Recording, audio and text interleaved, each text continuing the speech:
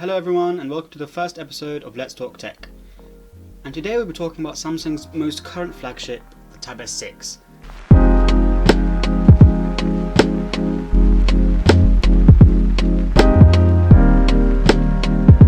Now I know the Tab S6 has been out for some time now, and I purchased this one for myself at the time of release. But I thought I'll review, my thoughts and opinions that I've had for using this tablet for so many months. What I'm going to do in this video is talk about why I chose this specific tablet, what I use it for, what I like about it and what I don't. Now I also bought Samsung's keyboard cover case to go with it, so I'll be discussing my experience with that as well. I decided to buy a tablet so that I could write all my university notes digitally, as I'd managed to accumulate large piles of folders and papers over my first 2 years at university. I thought about taking notes on my laptop, but personally I just prefer the experience of writing down my notes, as I feel like I remember them better. So I needed not only to buy a tablet, but one with good stylus functions. Nearly everyone I know that uses a tablet at uni is using an iPad of some sort, and so that was my initial preference. The iPad Pro was a little out of budget though, but the iPad Air, with a keyboard cover case and Apple Pencil, seemed like a great bundle. However, I wanted to check if there were any competitive tablets on the Android side, and that's when I came across the Tab S6, and immediately I just fell in love with this design. It has much thinner bezels than the iPad Air, which to be honest in 2020 is really looking outdated. It also came with the S Pen, which is great. I didn't have to buy that separately like I would have had to do with the Apple Pencil. And it had optional keyboard support, which is something that I was actually really looking for in a tablet. However, not everything is about hardware, and software is arguably more important, or at least as important. So I dove a little deeper into the software capabilities of both the iPad and Samsung's tablet.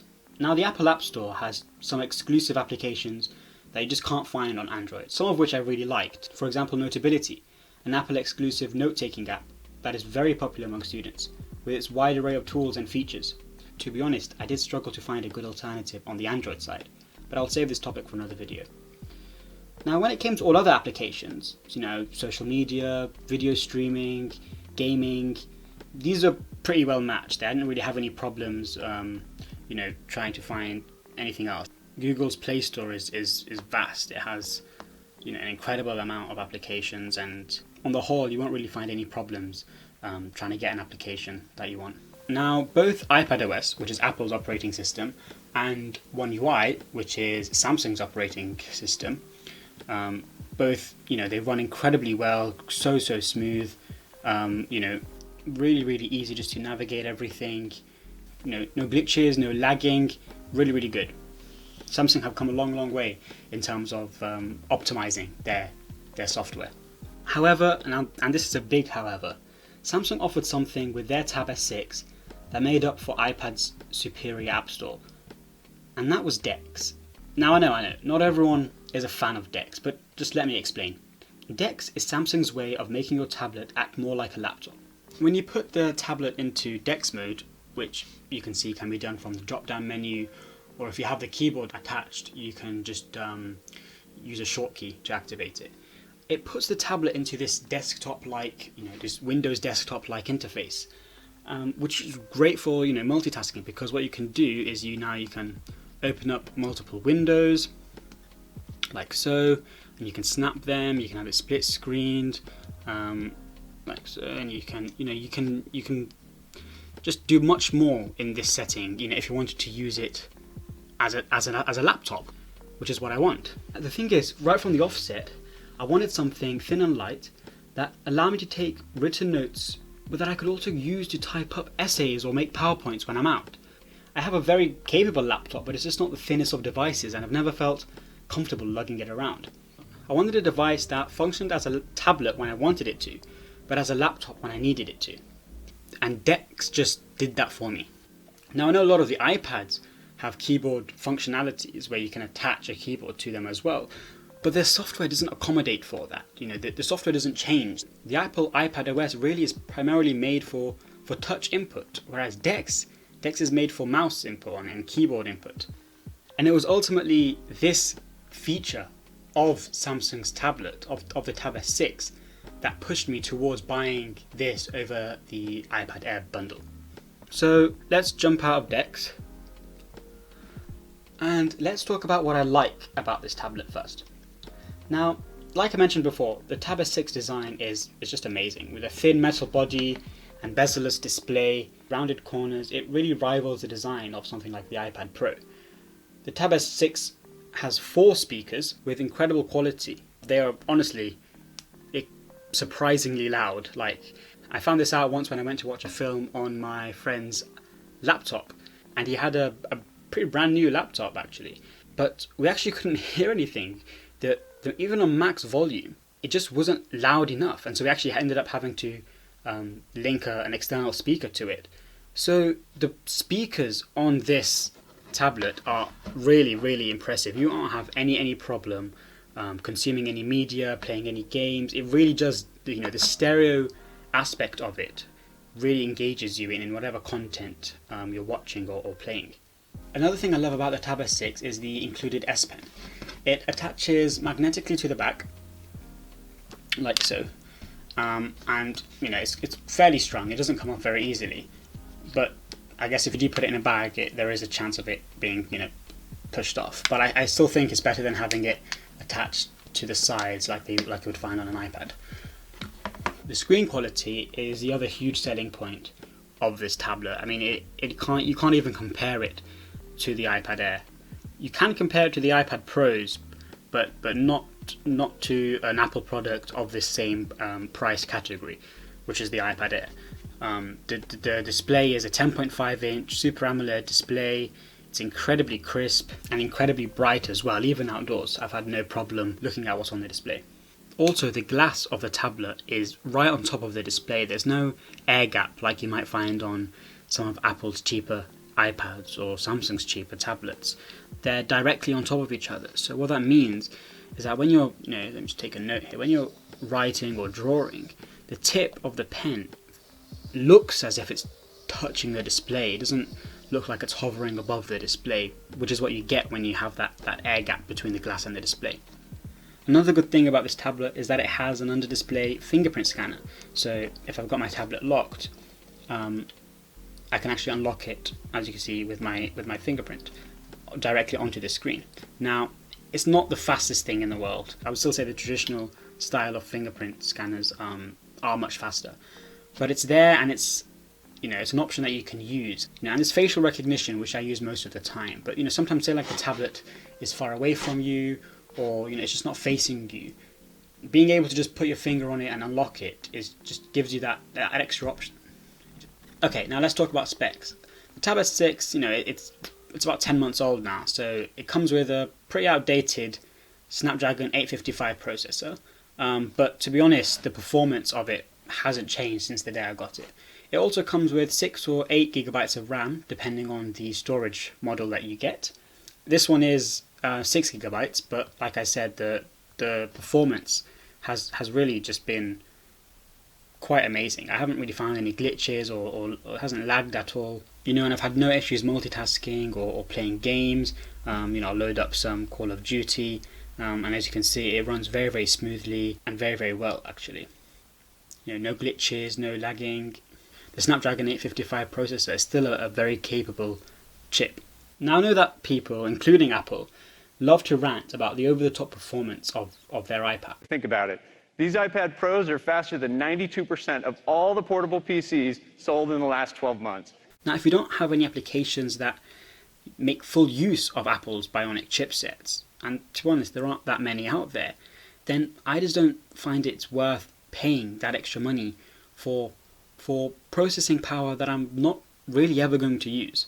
And another good thing about the Tab S6, and I know it looks like I'm making comparisons between Samsung tablets and iPads, but this is not an Android versus Apple kind of video. This is just really my situation, my dilemma that I faced when choosing the Tab S6 or the iPad Air, and this is why I'm making the comparisons I am between this tablet and Apple's iPad. So like I was saying, the Tab S6 comes with an SD card slot on the side here, and honestly, this is something I guess that you don't know you need until you need it. When you run out of storage or you need to transfer files, you just have that option that no Apple devices have. And Apple charge you much more to have higher storage than it would to just buy a 64GB, 128GB SD card that you could just pop in here. So you could buy the base model, lowest storage of the Tab S6 for quite, for much less, and then just pop an SD card slot in it. Now, for any iPad fans about to hate on me in the comment section, don't worry, because there are plenty of things that I don't like about this tablet. Firstly, and actually this is quite a major one, is the screen size of the Tab S6 that I don't really like. Unlike the iPad Pro, which goes up to an impressive 12.9 inches, I found the 10.5 inches of the Tab S6 to be a little cramped. And what further adds to this is the 16:10 aspect ratio.